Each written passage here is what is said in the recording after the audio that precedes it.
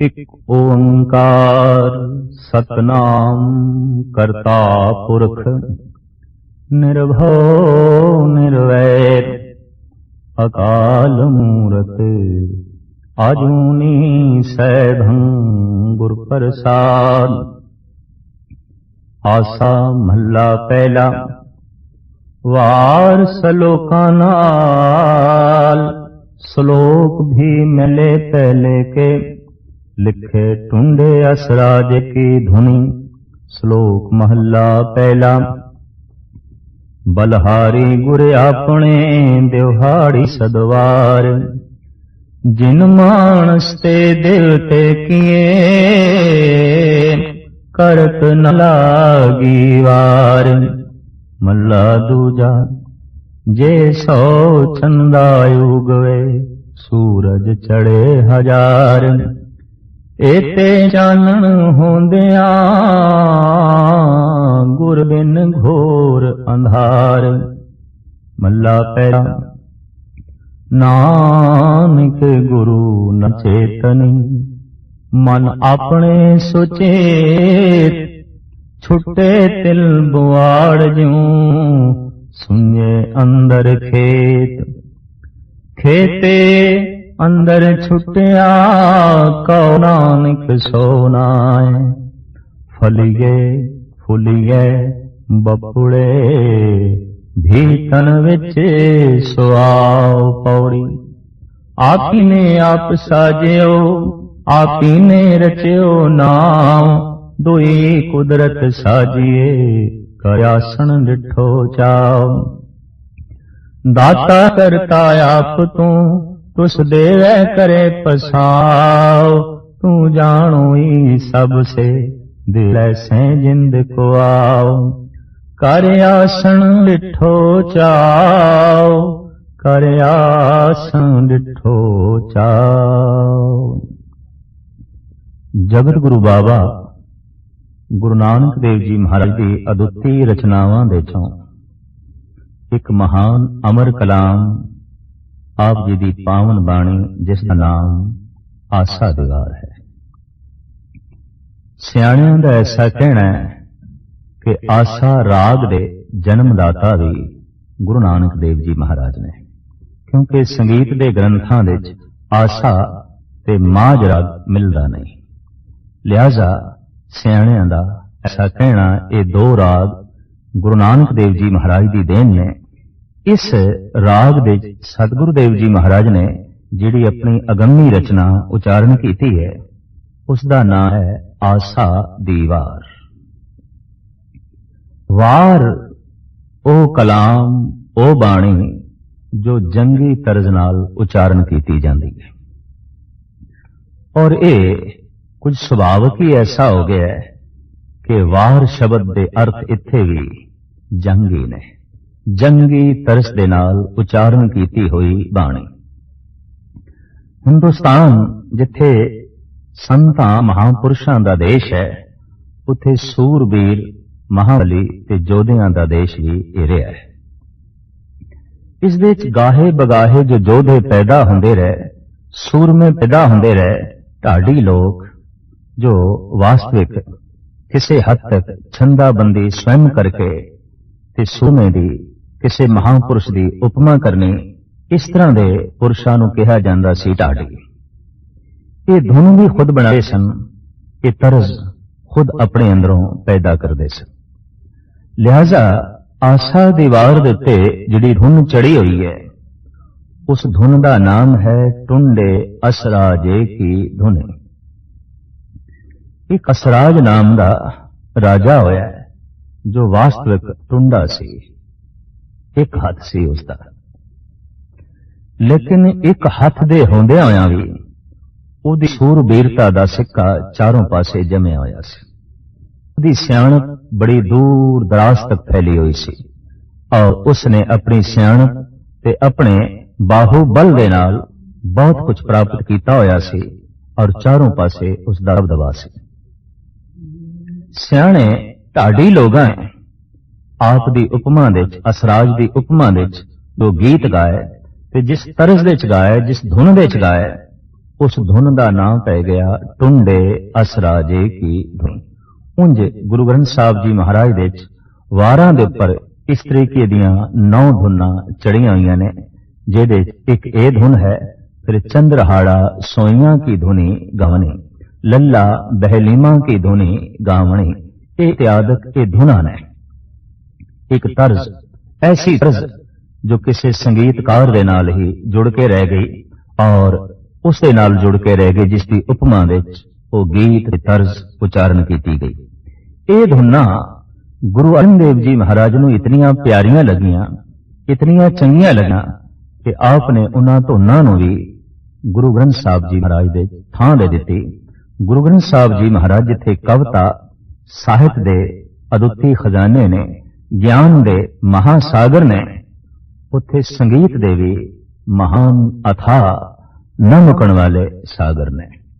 किसी भी पक्ष तो गुरु ग्रंथ साहब जी महाराज नूं लईए जिंदगी दे हर मसले दा हल ते जिंदगी दे हर मसले दी पूर्णता गुरु ग्रंथ साहब जी महाराज दे चों प्राप्त होंदी है।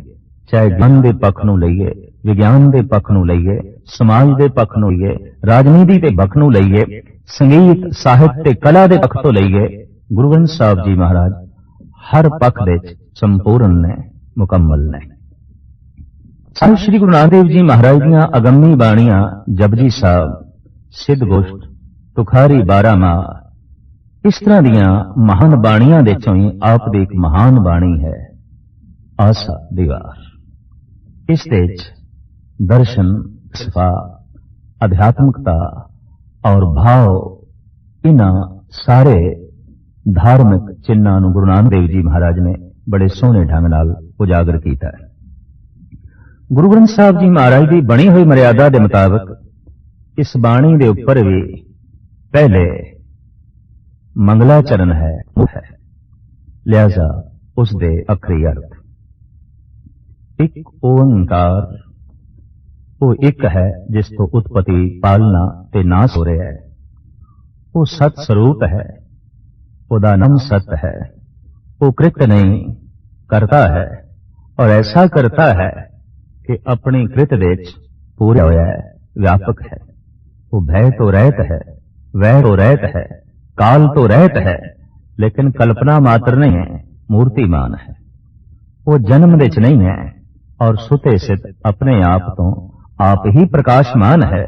वो गुरु है ते प्रसाद, वो दया दी मुक्ति है, वो रहमत दा खजाना है। आसा महला पहला वार सलोका नाल, सलोक भी महले पहले के लिखे। ये वार महले पहले दी है।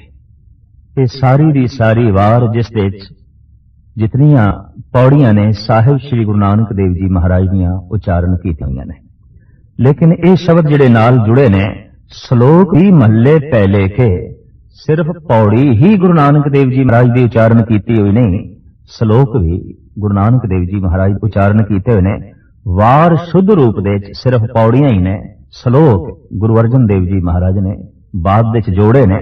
जेड़े जेड़े सलोक वारां विच पौड़ियां नाल शमूलियत नहीं हासिल कर सके, ऐसे सलोकां नूं गुरु अर्जन देव जी महाराज ने गुरु ग्रंथ साहब जी महाराज के अखीर विच दर्ज करके ते उन्हां दा सिरलेख लिखिया, सलोक वारां तो वधीक।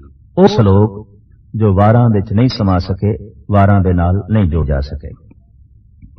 तो आसा राग दे अंदर ये वार उचारण की हुई है ते दिते हुए सिरलेख के मुताबिक सलोक भी पहले पातशाह जी दे ने। सलोक महला पहला, प्रथम सलोक। बलहारी गुर आपने देवहाड़ी सदवा, जिन मानस ते देवते किए करत न लागी वार। प्रथम सलोक दे गुरु दी उपमा, गुरु दी महिमा। दरअसल मां बाप पुत नूं जन्म देंदे ने, गुरु देवते नूं जन्म दिंदा है। मां बाप सुत नूं जन्म देंदे ने, गुरु संत नूं जन्म देंदा है। मां बाप भौतिक शरीर नूं जन्म देंदे ने, गुरु अध्यात्मवाद नूं जन्म देंदा है, रूहानी शरीर नूं जन्म देंदा है। लिहाजा गुरु दी महिमा सतगुरु देव जी महाराज इंज बयान करते हैं, बलहारी गुर आपने, मैं अपने गुरु तो बलहारने जाना, सदके जाना, दिहाड़ी सदवार एक दिन दे मैं सैकड़े सैकड़े दफा कुर्बान जाना, सदके जाना, बलहार जाना। क्यों? इतनी गल स्पष्ट है कि जिस तो कुछ प्राप्त होवे वही प्यारा लगता है ते उस तो कुर्बान होने नूं जी करदा है, ते जिहड़ा कुछ खो लवे, जिहड़ा कुछ इना झपटी करे, उस तो सदके होने नूं जी नहीं करा, बल्कि उन्होंने स्वयं ही खत्म करने नूं जी करदा है। जगत दे विच साडा वैर उस दे नाल हुंदा है जिहड़ा साडे कोल कुछ खोवे, जगत दे साडा प्यार उस दे नाल हुंदा है जिहड़ा कुछ देवे। हकीकत है गुरु परमात्मा छीना झपटी नहीं जानते, देना ही जानते हैं। वड्डा दाता तिल ना तमाए, वो इतना वड्डा दाता है, पहाड़ा जितनी दौलत सुख शांति दे के भी, राई जितना भी, तिनके जितना भी तमा नहीं रखता, भाव मंग नहीं रखता। तो साहिब कहते ने मैं सदके जाना एक दिन दे सैकड़े सैकड़े वारी उस गुरु जिसने जिन मान ते देवते के करत न लागी वार, जिसने मनुख नूं देवता बना दिता, लेकिन मनुख नूं देवता बना लग्या रंचक मात्र भी देरी नहीं लाई। एक पत्थर नूं ही मूर्ति की शक्ल देनी होवे ते कुछ महीने लगते हैं, कई दफा कुछ साल लगते हैं। दरअसल गुरु मनुख नूं घड़दा है ते गुरु दे घड़न दा ढंग बड़ा अदुੱਤੀ है, अपने मनोहर बोल ते अमृतमयी दृष्ट। इहदे नाल जद वो किसी व्यक्ति नूं घड़ना चाहता है तो सब इत्थे कहंदे फिर देर नहीं लगती, मनुख नूं देवता बनदिआं देर नहीं लगती।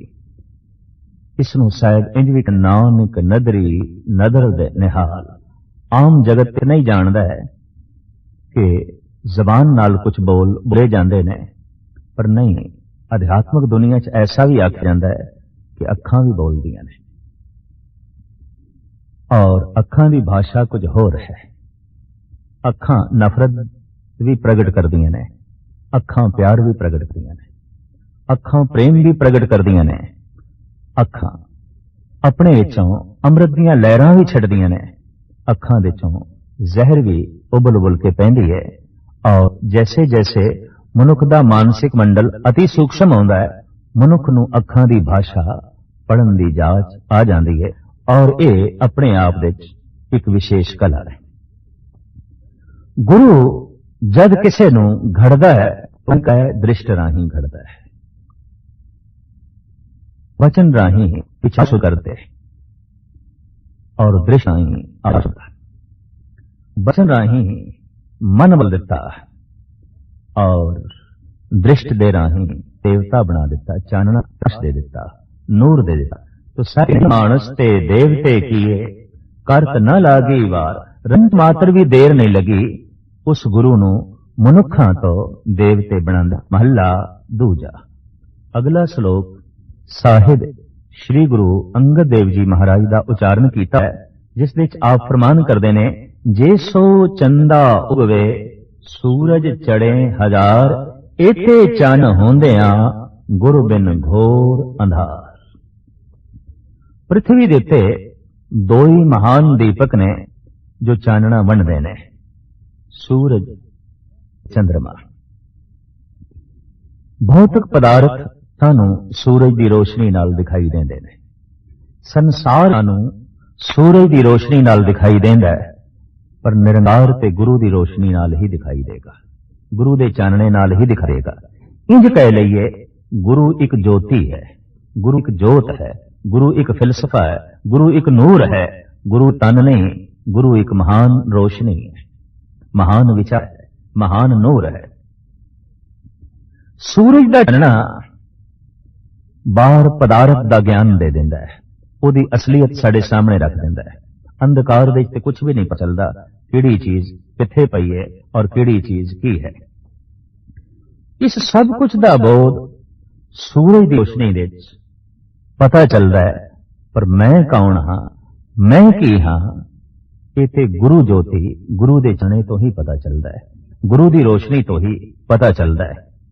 पृथ्वी ते सूरज का चानना हर वक्त नहीं आउंदा, पृथ्वी ते रात आ जाती है। पर इतनी गल स्पष्ट है, सूरज दे हर वक्त चानना है, पर जब पृथ्वी सूरज तो कंड कर लेंदी है तो पृथ्वी दे हिस्से विच अंधकार छा जाता है। गुरु ते एक जोत है, नूर है, और उस दे विच हर वक्त ये नूर है। वो नूर हर वक्त वंड रहा है, पर जद मनुख बेमुख हो जाता है, जद मनुख पिठ कर लैंदा तो उस नूर तो वांझा रह जाता है, उस चानने तो वांझा रह जाता है। अखां बंद कर दईए, सूरज की रोशनी नालों संबंध टुट जाता है, ते मन मुख बन जाइए, मन के अधीन होके चलीए तो फिर गुरु की रोशनी नालों, गुरु के चानने नालों भी संबंध टुट जाता है। ये दो तरह की रोशनी है। एक रोशनी हो जो साडी अखां नूं मिलदी है ते पदार्थ दा उस बोध मिलता है। एक रोशनी हो जो साडे मन नूं मिलदी है ते उस नाल परमात्मा दा बोध मिलता है, ईश्वर दा बोध मिलता है। इस वास्ते साहिब कहंदे ने, जे सो चंदा उगवे सूरज चढ़े हजार, चाहे एक चंद्रमा नहीं सैकड़े चंद्रमा आकाश दे उत्ते उतर आन, और सूरज एक नहीं हजारां सूरज आके अपनी रोशनी वंडन, पर इते चानण होंदियां गुरु बिन घोर अंधार। चाहे इतना ही चानना क्यों ना हो, इतना ही प्रकाश क्यों, गुरु ज्योति तो बिना अंधकार बनिया रहिंदा है। अपने आप दा पता ही नहीं चलता, मैं की हां, मैं कौन हां। बंदे नूं इस गल दा बोध ना होवे ते मनुख दी दुनिया च कितना वड्डा अंधकार है। कई दफा देखीदा है, बंदे नूं पहाड़ां दा पता है, सागर दा पता है, दरियावां दा पता है, मुल्कां दा पता है, कौमां दा पता है, पशु पंखियां दा भी मनुख दे कोल बोध है, ग्रह नक्षत्रां दा भी मनुख दे कोल बोध है। पर कितनी गजब दी गल है कि मनुख दे कोल अपने आप दा कोई बोध नहीं, अपने आप दा कोई ज्ञान नहीं। ये कौन है? किसे विज्ञान कोल पुछांगे ते उसका जिहड़ा जवाब होवेगा वो अधूरा होवेगा, इंज कह लईए वो गलत होवेगा। कोल पुछिए तो ओदा ते कहना यही होवेगा, कहो कबीर एह राम की अंश, जस कागद पर मिटे न मनस। मैं ते राम दी अंश हां, मैनूं पता चल गया है मैं उस सूरज दी किरण हां, मैनूं पता चल गया है मैं उस सागर दी लहर हां। पर यह पता चलता है गुरु चानने दे विच, इसदा बोध मिलता है गुरु ज्योति नाल। इस वास्ते साहिब कहंदे ने कि एक चंद्रमा नहीं सैकड़े चंद्रमा, एक सूरज नहीं हजारां सूरज जे आसमान दे उत्ते आके अपनी रोशनी वंडन तां भी अपने आप दा बोध नहीं मिलता, पता ही नहीं चलता कि मैं कौन हां, मैं की हां। ये गुरु ज्योति नाल ही पता चलता है। इस वास्ते गुरु एक ऐसा महान नूर है जिस तो हजारां सूरज कुर्बान किए जा सकते हैं। गुरु एक ऐसा महान चान है जिहदे सामने हजारां चंद्रमा तुच्छ ने। जे सो चंदा उगवे सूरज चढ़े हजार, एते चानण होंदियां गुरु बिन घोर अंधार। मल्ला पहला, नानक गुरु न चेतने मन अपने सोचे। मनुख दा हट, मनुख दा अहंकार ऐसा सोचण ते उसनू मजबूर कर देंदा है कि मैं सुचेत हाँ, सावधान हाँ, मैं सब कुछ जानदा, मैनू सब कुछ पता है। ते गुरु दा चिंतन नहीं करदा, गुरु नू याद नहीं करदा, गुरु नाल जुड़दा नहीं। इस वास्ते नहीं जुड़दा, मन अपने सुचेत, अपने मन विच मनी बैठा है कि मैं ते सुचेत हाँ, मैं ते सावधान हाँ, मैं ते सब कुछ जानदा, मैनू सब कुछ दा पता है। महाराज कहंदे ने इस तरह की सोच विचार वाला मनुख जिहड़ी जिंदगी बतीत करदा है वो इस तरह है कि छुट्टे तिल बुआड़ ज्यों सुन्ने अंदर खेत। किसे सुन्ने खेत दे तिल बुआड़ तिल, वो तिल जिसदी डोडी दे अंदर राख हुंदी है, फल नहीं हुंदा। और उगे भी होवे किसे ऐसे खेत दे जो सुन्ना है, जिसदी कोई मलकीयत नहीं, जिसदा कोई मालिक नहीं। महाराज कहते ने ये तिल सुन्ना है, हर वक्त सुन्नापन इसनू महसूस होगा। गुरु दे चानने तो बिना, गुरु दी रोशनी तो बिना, चाहे ये परिवार विच बैठेगा, बाजार विच बैठेगा, संसार विच बैठेगा, इनू सुन्नापन महसूस होगा। और सुन्नापन इसनू बेचैन करेगा, दुखी करेगा। ਅਕਸਰ ਦੇਖਿਆ ਹੈ, ਮਨੁੱਖ ਸਾਥ ਲੱਭਦਾ ਹੈ, ਮਿੱਤਰ ਦਾ ਸਾਥ, ਪੁੱਤਰ ਦਾ ਸਾਥ, ਬਾਜ਼ਾਰ ਦਾ ਸਾਥ, ਸੰਸਾਰ ਦਾ ਸਾਥ, ਆਖਰ ਕੁਛ ਨਾ ਕੁਛ ਚਾਹੀਦਾ ਹੈ। ਲੇਕਿਨ ਸਭ ਕੁਛ ਦੇ ਨਾਲ ਬੈਠ ਕੇ ਰਹਿ ਕੇ ਵੀ ਮਨ ਦਾ ਸੁੰਨਾਪਨ ਦੂਰ ਨਹੀਂ ਆਉਂਦਾ। ਇਹ ਤੇ ਉਦੋਂ ਹੀ ਦੂਰ ਹੋਵੇਗਾ ਜਦ ਇਹ ਨਿਰੰਕਾਰ ਦੇ ਨਾਲ ਬੈਠੇਗਾ, ਜਦ ਇਹ ਕਰਤਾਰ ਦੇ ਨਾਲ ਬੈਠੇਗਾ। ਤੇ ਕਰਤਾਰ ਦੇ ਨਾਲ ਬੈਠਣਾ ਕੀ ਹੈ? ਕਰਤਾਰ ਦੀ ਯਾਦ ਵਿੱਚ ਬੈਠਣਾ, ਉਹਦੇ ਸਿਮਰਨ ਵਿੱਚ ਬੈਠਣਾ। ਤੋ ਸਾਹਿਬ ਕਹਿੰਦੇ ਨਾਨਕ ਗੁਰੂ ਨਾ ਚੇਤੈ, ਗੁਰੂ ਦਾ ਤੇ ਚਿੰਤਨ ਕਰਦਾ ਹੀ ਨਹੀਂ, ਗੁਰੂ ਦਾ ਤੇ ਸਿਮਰਨ ਕਰਦਾ ਨਹੀਂ।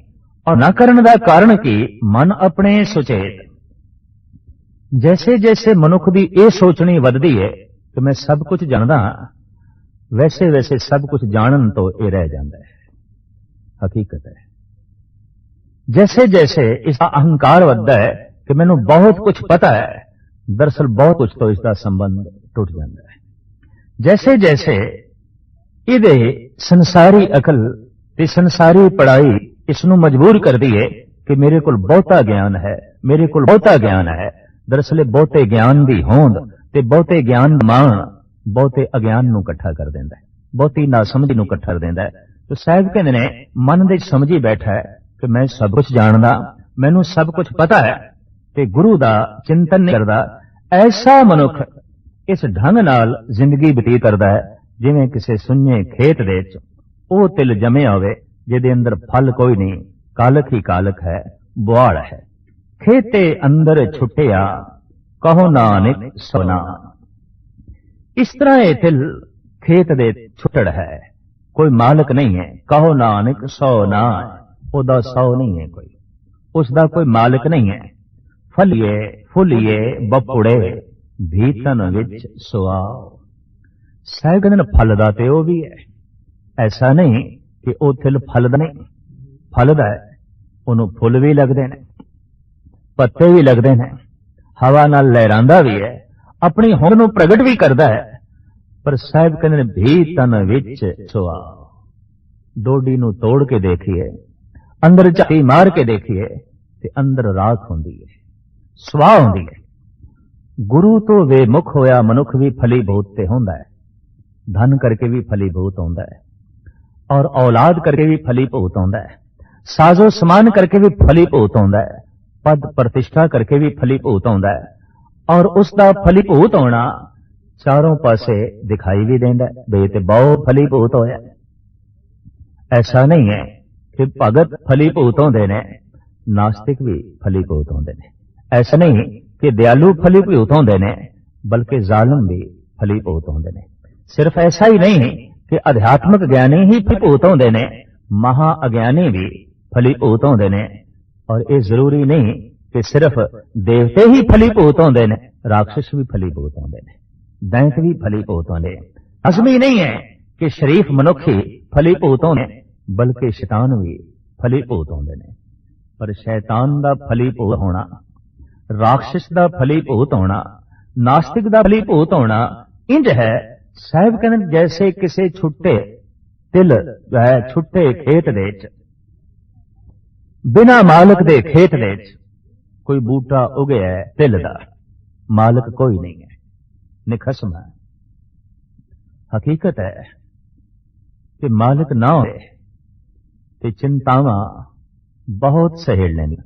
ਭਾਈ ਵੀਰ ਸਿੰਘ ਨੇ ਤਦੀ ਤੇ ਕਹਿ ਦਿੱਤਾ ਹੈ, ਹੇ ਈਸ਼ਵਰ ਮੈਂ ਤੇਰੇ ਪਿੰਜਰੇ ਵਿੱਚ ਰਹਿ ਕੇ ਹੀ ਖੁਸ਼ ਹਾਂ। ਕਿਉਂ? ਇੱਕ ਤੇ ਬਿੱਲੀ ਦਾ ਡਰ ਗਿਆ, ਦੂਜਾ ਰਿਜ਼ਕ ਦੀ ਚਿੰਤਾ, ਰੋਜ਼ੀ ਦੀ ਚਿੰਤਾ ਇਹ ਵੀ ਗਈ। ਹੇ ਈਸ਼ਵਰ, ਹੇ ਪ੍ਰਮਾਤਮਾ, ਕਿਤਨਾ ਹੀ ਚੰਗਾ ਹੋਵੇ ਕਿ ਮੈਂ ਤੇਰੇ ਹੱਦੇ ਪਿੰਜਰੇ ਵਿੱਚ ਕੈਦ ਹੋਵਾਂ, ਨਿਸ਼ਚਿੰਤ ਹੋ ਜਾਵਾਂ। ਦਰਅਸਲ ਪ੍ਰਮਾਤਮਾ ਦੀ ਕੈਦ ਵੀ ਇੱਕ ਮਹਾਨ ਸੁਤੰਤਰਤਾ ਹੈ ਤੇ ਸੰਸਾਰ ਦੀ ਮਹਾਨ ਸੁਤੰਤਰਤਾ ਵੀ ਇੱਕ ਮਹਾਨ ਕੈਦ ਹੈ। ਹਕੀਕਤ ਇਹ ਗੱਲ ਵੱਖਰੀ ਹੈ ਕਿ ਸੁਤੰਤਰਤਾ ਦੀ ਪਿਆਸ ਮਨੁੱਖ ਦੇ ਪ੍ਰਾਣਾਂ ਵਿੱਚ ਹੈ, ਪਰ ਜਗਤ ਦੇ ਸੁਤੰਤਰ ਰਹਿੰਦਾ ਹੋਇਆ ਵੀ ਮਨੁੱਖ ਕੈਦ ਹੈ। ਅਸੀਂ ਰੋਜ਼ ਮਨੁੱਖ ਤੋਂ ਸੁਣਦੇ ਹਾਂ, ਕੀ ਕਰਾਂ ਮੈਂ ਮਜਬੂਰ ਹਾਂ, ਕੀ ਕਰਾਂ ਮੈਂ ਮਜਬੂਰ ਹਾਂ। ਤੇ ਮਜਬੂਰ ਹਾਂ ਐਸਾ ਕਹਿਣਾ ਇਸ ਗੱਲ ਦਾ ਸਬੂਤ ਹੈ ਕਿ ਤੂੰ ਕੈਦ ਵਿੱਚ ਹੈ, ਤੂੰ ਗ੍ਰਿਫਤ ਵਿੱਚ ਹੈ, ਤੂੰ ਪਕੜ ਵਿੱਚ ਹੈ, ਤੂੰ ਸੁਤੰਤਰ ਨਹੀਂ। ਔਰ ਇਹ ਮਜਬੂਰੀ ਜ਼ਿੰਦਗੀ ਦੀ ਹਰ ਥਾਂ ਤੇ ਪ੍ਰਗਟ ਹੁੰਦੀ ਹੈ। किधरे समाज के तल ते, किधरे अर्थ व्यवस्था के तल ते, किधरे राजनीतिक तल ते बंदा कह देंदा है मैं मजबूर हाँ। किधरे रोग के तल ते, किधरे सोग के तल ते मनुख कह देंदा है मैं मजबूर हाँ, मेरा वस नहीं चलता। और यही गल एक कैदी कह देंदा है मैं मजबूर हाँ, पिंजरे च डके होया। मजबूरियां अलग अलग हो सकदियां ने, ये जेलां वख वख हो सकदियां ने, लेकिन हैं सारे कैदी। मजबूरियां वख वख हो सकदियां ने पर मजबूर सारे ही ने। पर जिहड़ा एक दफा परमात्मा की कैद दे चला जांदा है, परमात्मा के पिंजरे उहदी याद, उहदे सिमरन, उहदे भरोसे, उहदे सिदक ते उसकी होंद की कैद दे जद अपने आप को कोई लीन कर लेंदा है ते महान सुतंत्रता का फल उसकी झोली विच पैंदा है। कि कह लो जो जप तप के नियम दे, जो महापुरुषों के बनाए हुए नियम दे अपने आप को गिरफ्त कर लेंदा है, सच्ची सुतंत्रता का आनंद उही माणदा है। पूर्ण तौर पर मोक्ष का आनंद उही माणदा है। शायद कहते ने फल दे फुल दे ते नास्तिक भी ने, दुष्ट लोग भी फली भूत आउंदे ने। सिर्फ ऐसा ही नहीं है कि शरीफ बंदे, सियाणे बंदे, दानी बंदे, जवान बंदे फली भूत आउंदे ने, नहीं, नास्तिक भी फली भूत आउंदे। ऐसा नहीं कि अंब दा दरख्त ही फली भूत आउंदा है, अक दे दरख्त भी फली भूत आउंदे ने। सिर्फ ऐसा नहीं अंगूर लगदे ने, फल लगदे ने, बल्कि कंडियाली झाड़ियां नूं भी फल लगदे ने। सिर्फ ऐसा ही नहीं कि अमरूद नूं ही फल लगदे ने, निम नूं भी फल लगदे ने। पर फर्क सिर्फ इतना है, एक नूं मिठे फल लगदे ने, एक नूं कौड़े फल लगदे ने। एक दे फल अमृत रस नाल भरे हुए ने, एक दे फल जहर दे नाल भरे हुए ने। लिहाजा भगत भी फली भूत होंदे ने, नास्तिक भी फली भूत होंदे ने। गुरु नूं भुला के, गुरु तो दूर रह के जिहड़े फली भूत होंदे ने, साहिब कहंदे ने उन्हां दा फली भूत ओला इंज है, फलिए फुलिए बपुड़े भी तन विच सुआव। वो फलदे ने, फुलदे ने, लेकिन अंदर उन्हां दे सुआह हुंदी है, गिरी नहीं हुंदी, रस नहीं हुंदा, फल नहीं हुंदा। जिवें ओ छुट्टड़ तिल, वाड़ तिल, ओनू खोलिए ते अंदर तिल नहीं है, अंदर गिरी नहीं है, राख है, वो अंदरों जलिया होया है। इसी तरीके नाल सी फली भूत आउंदा ते देखदे आ कईयां नूं बड़े सुंदर वस्त्र पहने हुए ने, औलाद है, धन है, संपदा है, जस है, मान मर्यादा है, पर थोड़ा जिहा सीना चीर के वेखिए अंदरों जलिया होया है, अंदरों सड़िया होया है। और इतना जलिया है, इतना सड़िया है कि बेचैनी बाहर आके पैंदी पई है, से बाहर आके जो है निकलते पे ने, प्रगट हो रहे ने। तो प्रथम ये जिहड़े श्लोक आशा दीवार दियां इन्हां महापौड़ियां नाल जो जुड़े हुए ने, इहदे विच गुरु दी महिमा, गुरु दी उपमा है। और गुरु नूं महान ज्योति आख्या गया है। गुरु महान सूरज है, गुरु महान चंद्रमा है, जिहदी रोशनी दे विच अपने आप दा पता चलदा है, अपनी होंद दा पता चलदा है, अपनी कालख पता चलदा है ते अपनी कालख नूं दूर करन दी समर्था प्रदान होंदी है गुरु ज्योति करके, गुरु बख्शिश करके, गुरु रहमत करके। गुरु नानक दे घर नूं ही गुरु घर आख्या जांदा है। वख वख जिहड़ियां जगत संप्रदावां प्रगट होईयां, उन्हां दे विच गुरु नानक ने जिस संपर नूं जन्म दिता उसनूं ते आख्या ही जांदा है गुरु घर। ते गुरु घर दे जो आ गया वो शिष्य हो जांदा है, वो सिख हो जांदा है। ते जिहड़ा गुरु विचार नूं अपनी झोली च पा लैंदा है, वो फिर इस ढंग नाल फली भूत आउंदा है कि फल भी मिठे, फुल भी सोहणे खूबसूरत, छाया भी महान ते संघनी। साहिब श्री गुरु नानक देव जी महाराज ने इन्हां श्लोकां च गुरु की उपमा कीती है। पौड़ी दे जो विचार है वो अगां इस प्रकार है।